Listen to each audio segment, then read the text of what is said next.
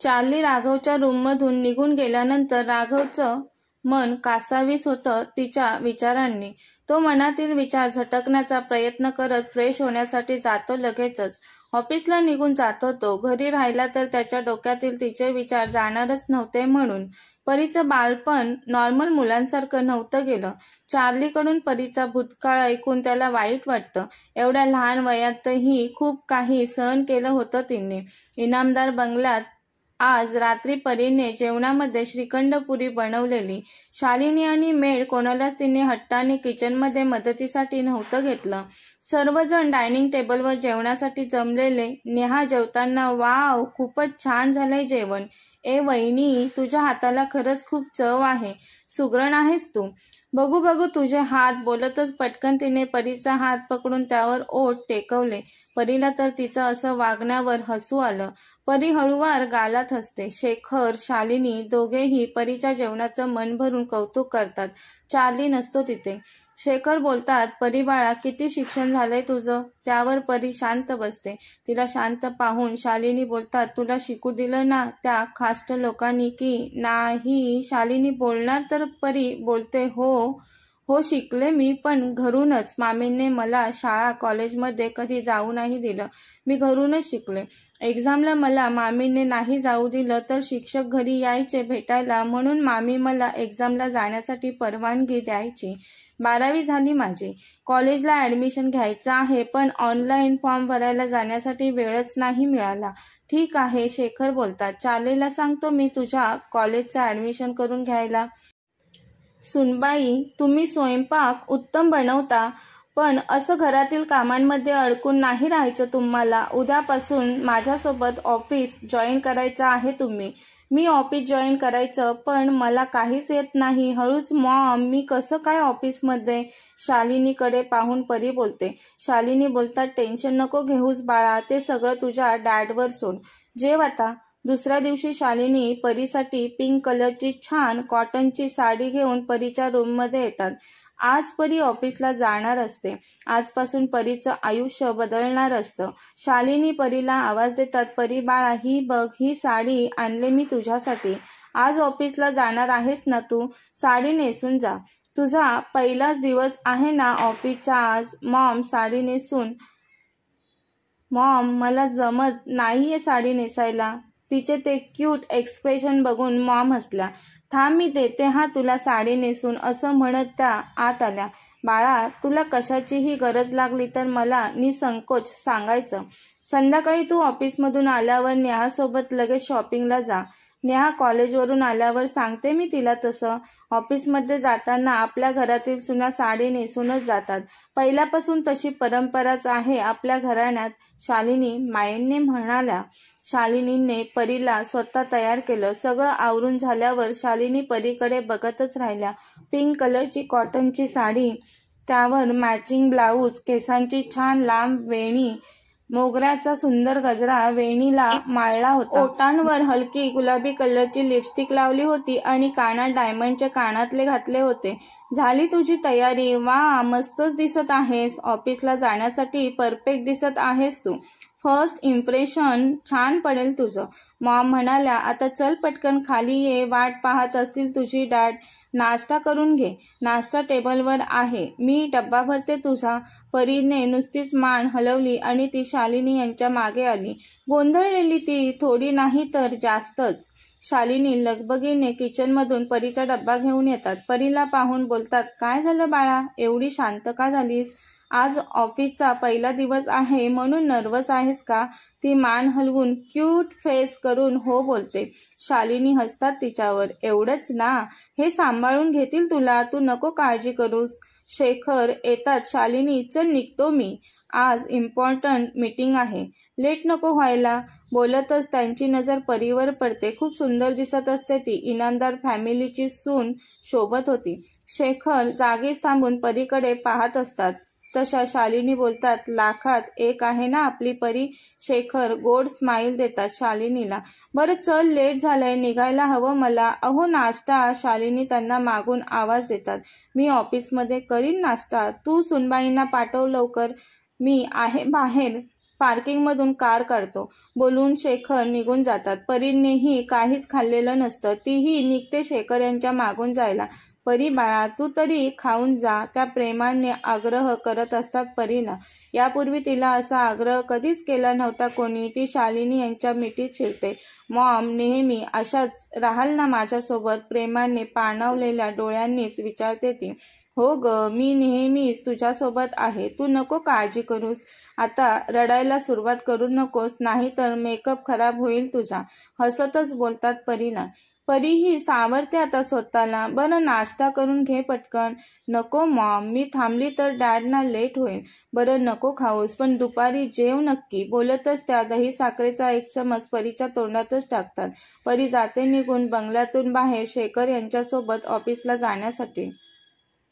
इनामदार कन्स्ट्रक्शनच्या ऑफिसमध्ये पोहोचतात ते आता. आज पहिल्यांदाच परी ऑफिसमध्ये आलेली असते. स्टाफमध्ये उत्साहाचं वातावरण होतं. शेखर यांनी अगोदरच परीच्या स्वागतासाठी ऑफिसमध्ये कळवलेलं. साध्या सिंपल कॉटनच्या पिंक साडीमध्ये ती उभी होती. साडीचा पिंक कलर तिला अधिक ग्रेसफुल दाखवत होता. मोहक दिसत होती ती. तिच्या केसातून माळलेला मोगऱ्याचा गजरा तिच्या व्यक्तिमत्वाला एक नाजूक सुगंधाचं वळय देत होता. हातात एक छोटासा फुलांचा गुच्छ घेऊन स्टाफमधील एक मुलगी परीसमोर आली. Welcome ma'am. इनामदार ऑफिसमध्ये चेहऱ्यावर गोड स्मित करत परीला म्हटली ती. परीनेही तिला स्माईल दिली. सगळं ऑफिस परीच्या स्वागतासाठी उभं राहिलं होतं. ते पाहून तिला गहिवरून आलं. तिने शेखर यांच्याकडे पाहिलं. शेखर यांनी परीला नजरेनेच धीर दिला.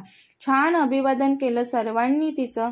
मिनी स्कर्ट, टाईट ब्लेझर आणि फॉर्मल सूट घातलेल्या लोकांमध्ये ती वेगळीच भासत होती. शेखर यांनी परीला तिची केबिन दाखवली. त्या केबिनमध्ये सर्व व्यवस्थित अगोदरच सेट केलेलं. तिच्यासाठी टेबलवर लॅपटॉप ठेवलेला. परी, आजपासून तू या केबिनमध्ये बसून काम करायचं डॅड म्हटले. Dad, thanks. किती करताय तुम्ही माझ्यासारख्या मुलीसाठी? माझ्यासारख्या मुलीसाठी म्हणजे काय? पुन्हा नाही बोलायचं असं. सुनबाई आहात तुम्ही आमच्या, इनामदार घरच्या. पुन्हा स्वतःला असं कमी समजायचं नाही. तुम्हीही चांगल्याच कुटुंबात जन्माला आलात. शेखर तिथूनच लँडलाईनवरून कॉल करतात. निधी, कम. निधी लगेच येते परीच्या केबिनमध्ये. निधी बेटा, या आमच्या सुनबाई. नवीन आहेत, त्यांना कामाचा कोणताच अनुभव नाही. आत्तापासून त्यांना सर्व काही समजावून सांगण्याची जबाबदारी तुमची. निधी ओके सर बोलते. शेखर निघून जातात. निधी परीला शेखर बोलल्याप्रमाणे समजावू लागते. ऑफिसमधील काम. स्थळ मुंबई. तो त्याच्या ऑफिसमध्ये होता. कामात बिझी होता तो. त्याचा मोबाईल वाजतो. तो बोलतो, काय? त्याची एवढी हिंमत? एवढा मोठा फ्रॉड केला त्यांनी? समोरून माणूस बोलतो, सर तुम्ही बोला फक्त, आम्ही आता लगेचच उचलतो त्याला. नाही नको, मीच पाहतो त्याच्याकडे. राघव तसाच ऑफिसमधून बाहेर पडतो. तसाच तडक कारमध्ये बसून त्याच्या पनवेलच्या कन्स्ट्रक्शन ऑफिसमध्ये यायला निघतो, जिथे आज परीचा पहिला दिवस होता कामाचा. त्याच ऑफिसमध्ये. ऑफिसबाहेर एक काळ्या रंगाची विलासी कार येऊन थांबते. कारमधून तो उतरतो रुबाबात. तसं त्याच्या मागच्या गाडीत असणारे त्याचे बॉडीगार्ड्स त्याच्या बाजूने आले.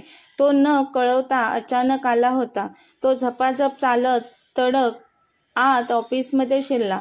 त्याच्या शूजचा ताड ताड आवाज ऐकू येत होता. त्याचं जणू प्रत्येक पाऊल सांगत होतं, ऑफिसमध्ये मालकाचं आगमन झालं आहे.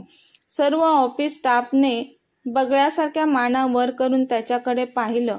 त्याच्या डोळ्यात एक प्रकारची मग्रुरी आणि अहंकाराची चमक होती. तो जागीच थांबला आणि सर्व ऑफिस स्टाफवर एक नजर फिरवली. तिथे उभ्या असलेल्या सगळ्यांचा अवाक झालेला चेहरा त्याच्या नजरेने टिपला. त्याच्या डोळ्यात एक प्रकारचा कठोर भाव होता, जणू तो प्रत्येकाला जज करत होता. माझ्या ऑफिसमध्ये सगळेच प्रामाणिक काम करत आहेत की नाही हे पाहण्यासाठी मला स्वतःला यावं लागलं. तो एकदम दमदार करारी आवाजात बोलला. तो आज पहिल्यांदाच त्या ऑफिसमध्ये पाऊल ठेवत होता. तिथला कारभार त्याचे डॅड सांभाळायचे म्हणून. आता त्याला कळलं होतं की स्टाफमधील मॅनेजरने काही लाखांचा फ्रॉड केलाय. त्यामुळे तो तडक आला होता डॅडच्या ऑफिसमध्ये. त्याच्या चालण्यामध्ये रुबाबदारपणा होता, जणू हे ऑफिस म्हणजे त्याचंच राज्य आणि तो इथला राजा. म्हणून तो त्याच्या राज्यात हुकूम गाजवायला आला होता. त्याला पाहून सर्व स्टाफ जागेवर उभा राहून घाईघाईतच त्याला अभिवादन करत होता. त्याची नजर फ्रॉड केलेल्या मॅनेजरला शोधत होती, पण तो त्याच्या नजरेस पडत नव्हता. तो स्वतःचं डोकं वर करून आजूबाजूला निरखून पाहू लागला. त्याची नजर संपूर्ण स्टाफवरून फिरत होती, पण एका ठिकाणी त्याची ती फिरणारी नजर थांबली. ती निधी शेजारी साडीमध्ये उभी होती. तिला पाहून त्याचं हृदय एका क्षणासाठी स्तब्ध झालं. आज तिच्या व्यक्तिमत्वात एक प्रकारची शांत ऊर्जा होती. कळली लगेच त्याला ती. सर्व आधुनिक स्टाफमध्ये ती वेगळीच दिसत होती. त्याला समोर पाहून तिने घाबरून तिचा पदर हातात पकडला होता. खाली मान घालून हाताने पदराशी चुळबुळ चाललेली तिची. त्याने नीट पाहिलं. तिची नाजूक बोटं उगाचच त्या पदराला त्रास देतायत असं वाटलं त्याला. खूप काळजी वाटत होती त्याला तिची. पाहावंसही वाटलं होतं त्याला तिला. पण त्याचा इगो, चार्ली म्हटल्याप्रमाणे त्याचा इगो त्याच्या भावनांच्या आड आलेला. त्यामुळे तो पुन्हा स्वतःला कठोर बनवून कामाला लागलेला. विचार करणार होता तो तिचा, पण त्यासाठी त्याने चार्लीला मला वेळ हवाय असं म्हटलं होतं. पण आता तिला पाहून तो तिच्याकडे पाहतच राहिला. खूप सुंदर दिसत होती ती. ही तर खूपच सुंदर दिसत आहे. तो तिच्याकडे पाहत मनातच विचार करू लागला. स्वतःला सावरत तो भानावर आला, कारण ऑफिसमध्ये उभा होता तो. बसा, सगळ्यांनी कामाला लागा, तो त्याच्या मालकी स्ट्रिक्ट आवाजात म्हणाला. तसे सगळे बसले आपापल्या डेस्कवर. तो तिच्याकडे पाहत नव्हता, पण त्याच्या डोळ्यांचा कोपरा तिच्यावरून हलत नव्हता. ती तिथून निघाली आणि तिच्या केबिनमध्ये गेली. त्याला अचानक समोर पाहून घाबरलेली ती. यांना नाही आवडणार मी इथे आलेलं, पण ते तर इथे नाही येत. मॉम म्हटलेल्या नाही, हे ऑफिस आहे. बंगल्यात येत नसतील ते. ऑफिसमध्ये येऊ शकतात. त्यांचंच ऑफिस आहे. ती विचार करतच असते. तर तो ज्या कामासाठी आलेला असतो ते काम विसरून तो आत सगळ्या स्टाफ समोरून तिच्या केबिनमध्ये घुसतो. त्याला समोर पाहून घाबरून तिचा थरकाप उडाला. तिच्या छातीत धडधड होऊ लागते. काय करावं ते तिला सुचेना. ती तिथे दरवाजाजवळ उभी असते त्याच्या विचारात. अजून चेअरपर्यंत पोहोचली देखील नव्हती ती, तर तो मागून आला. त्याच्या तीक्ष्ण धारदार नजरेने तिच्याकडे पाहू लागला.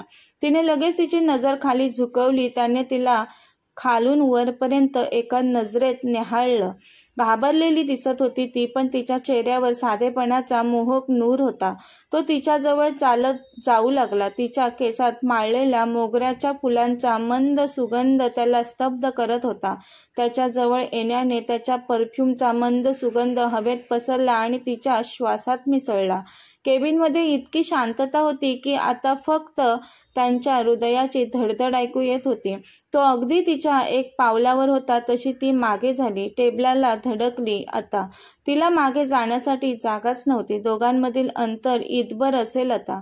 एवढ्या अंतरावर तो तिच्याजवळ येऊन थांबला, कारण साडीत दिसणारी तिची परफेक्ट फिगर, तिचं सौंदर्य त्याला अस्वस्थ करत होतं. तिने तिचा पदर अजून हातात पकडला होता. तो तिच्याकडे एकटक पाहतच तिच्या गालाला हात लावतो. तिचं साधेपणातील सौंदर्य पाहून न राहून तो तिच्याकडे ओढला गेला आणि त्याने तिच्या गालावर त्याचा हात नेऊन तिला स्पर्श केला. त्याच्या स्पर्शाने शहारली ती. त्याच्या हाताचा उबदार स्पर्श तिच्या अंगावर काटा आणत होता. तिचे श्वास वेगाने चालत होते. तिने पटकन डोळे घट्ट मिटून घेतले आणि तशीच उभी राहिली ती. त्याच्याही हृदयात काहीतरी हललं. त्याला तिच्या श्वासाची थरथर स्पष्ट जाणवत होती. तो नेहमी त्याच्या हृदयातील तिच्याबद्दलच्या तीव्र ओढीला लपवून ठेवत होता, पण आता या क्षणी तो स्वतःला नाही थांबू शकला. तिच्याविषयी त्याला अनावर आकर्षण वाटू लागलं आणि तो तिच्याकडे ओढला गेला. त्याला इतकं जवळ पाहून तिचं हृदय जोरात धडधडू लागलं. ती मागच्या बाजूला थोडी जास्त झुकलेली, त्यामुळे अवटळली ती. ती आता थोडी सरळ होत उभी राहिली. ती हलली तरीही तो भान हरपून तिच्या डोळ्यातच बघत राहिला. त्याला तिच्या ओठांच्या कोपऱ्यात हलकासा थरथराट दिसत होता. त्या क्षणाला त्याला स्वतःवर नियंत्रण ठेवणं कठीण झालं. तो तिच्या चेहऱ्याच्या इतका जवळ होता की तिचा श्वास त्याच्या ओठांवर जाणवत होता. तो थोडा खाली झुकला. तिच्या थरथरत्या गुलाबी गुलाबांसारख्या ओठांना त्याच्या ओठांमध्ये कैद करणार तेवढ्यात तिने त्याच्या छातीवर तिचे दोन्ही हात आणून त्याला मागे ढकललं. तसा तो भानावर आला. मला काय झालेलं? मी हे असं वेड्यासारखं का वागत होतो? त्याने पश्चातापाने केसातून 2-3 वेळा हात फिरवला. आता त्याने विचित्र नजरेने तिच्याकडे पाहिलं. ती घाबरून खालीच बघत होती. तो तसाच तडक मोठ्याने केबिनचा दरवाजा आपटून तिथून निघून गेला. दरवाजाच्या आवाजाने ती दचकली. ती पटकन चेअरवर बसली. एक ग्लास पाणी एका दमात प्यायली ती. हे असे का वागत होते? ती स्वतःलाच प्रश्न करू लागली. भीतीने परीच्या हृदयाचे ठोके वाढले होते. राघव हवेत सिगारेटचा धूर सोडत परीबद्दल विचार करत होता. त्याला फक्त आता तिचा सुंदर चेहरा दिसत होता. काय मनमोहक दिसत होती ती आज. खरंच खूप सुंदर आहे ती. आतापर्यंत राघवच्या लक्षात आलं होतं परीला मॉम डॅडने त्यांच्यासोबत बंगल्यावर ठेवून घेतलं होतं ते. तो विचार करतो तिची प्रॉपर्टी तिला मिळायलाच हवी. असं कोणीही कसं हक्क गाजवू शकतं एखाद्याच्या प्रॉपर्टीवर? तो फोन उचलतो. कोणाला तरी कॉल करून बोलतो, काय झालं परबचं? केली का त्याने सही प्रॉपर्टी पेपर्सवर? नाही केली अजून. समोरचा व्यक्ती बोलला. राघव रागाने हाताच्या मुठी आवळत उठून जातो. परब म्हणजेच परीचा मामा. राघवच्या माणसांनी त्याला किडनॅप करून ठेवलेलं. परीच्या वडिलांची प्रॉपर्टी त्यांनी स्वतःच्या नावावर केलेली म्हणून चार्लीने सांगितलेलं राघवला तिच्या मामाविषयी.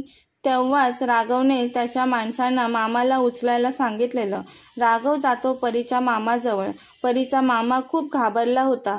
त्याच्या डोक्यात त्याने भूतकाळात केलेल्या काही वाईट कर्मामुळे तो मुळातच खूप घाबरून राहत होता. आणि आता राघव सारखा माणूस समोर आलाय म्हटल्यावर ती कर्म आपल्या समोर येऊन उभी राहू नयेत. राघवला चांगलंच ओळखत होता तो. म्हणून या ब्रह्मराक्षसाच्या तावडीतून माझी लवकरात लवकर सुटका व्हावी यासाठी तो राघवसमोर त्याचे थरथरते हात जोडत होता. तसं राघवने काही कागदपत्र त्याच्यासमोर ठेवली. सही करतोस की देऊ एक ठेवून? रागाने बोलतो तो. राघवला रागात पाहून घाबरून मामाचे डोळे अगदी कपाळात शिरले. किती दिवस मजा मारणार आहेस परब? केलीस तेवढी मजा पुरे ना आता. सोडायचं सगळं आणि स्वतःचा बोजा बिस्तारा बांधून निघून जायचं. जे ज्याचं आहे ते त्यालाच मिळायला हवं. सही कर मुकाटपणे. तो अगदी अधिकारवाणीने म्हणाला. पेपर्स पाहून मामा म्हणाला, हे काय? आमचं राहतं घर आणि फॅक्टरीज तू परीच्या नावावर करत आहेस. असे पेपर्स तुम्ही नाही बनवू शकत. तुम्हाला तो अधिकार नाहीये. मामा घाबरत बोलतो राघवला. तू इलिगली दुसऱ्याच्या प्रॉपर्टीचा स्वतः मालक होऊ शकतोस. मी तर परीची प्रॉपर्टी तिला मिळवून देण्यासाठी प्रयत्न करत आहे. वकिलाच्या सल्ल्याने पेपर्स बनवलेत. सर्व लीगल डॉक्युमेंट्स आहेत. आणि ती प्रॉपर्टी तुझी नव्हतीच मुळात. माझं कशाला म्हणतोस तू? लाज नाही वाटत दुसऱ्याच्या प्रॉपर्टीला स्वतःची प्रॉपर्टी म्हणायला? मामा बोलतो. आम्ही कुठे राहायचं? तू कुठे राहायचं ते तुझं तू बघ. तुला तुझा बँक बॅलन्स सोडलाय. पण एक गोष्ट लक्षात ठेवायची, नेहमी माझी नजर तुझ्यावर कायमच असेल. इथून पुढे परीला थोडा जरी त्रास देण्याचा मनात जरी आणलंस ना तर गाठ माझ्याशी या राघव इनामदारशी आहे. कंस मामा तुझी. बोलून पेपर्स वर साईन घेऊन राघव निघून गेला. का करत होता राघव तिच्यासाठी एवढं? नक्कीच गुंतत चाललाय ना राघव परीच्यात. परीविषयी त्याच्या मनात प्रेम निर्माण होऊ लागलं असावं. म्हणूनच तर त्याने तिच्यासाठी एवढं केलं, तेही तिच्या न कळत. कथेचा पुढील भाग पाहण्यासाठी चॅनलला सबस्क्राईब करा. कथा आवडल्यास लाईक, शेअर आणि कमेंट करायला विसरू नका. कथेचे यापूर्वीचे सर्व एपिसोड प्लेलिस्टमध्ये सेव्ह आहेत. पाहिले नसतील तर कृपया पहा. धन्यवाद.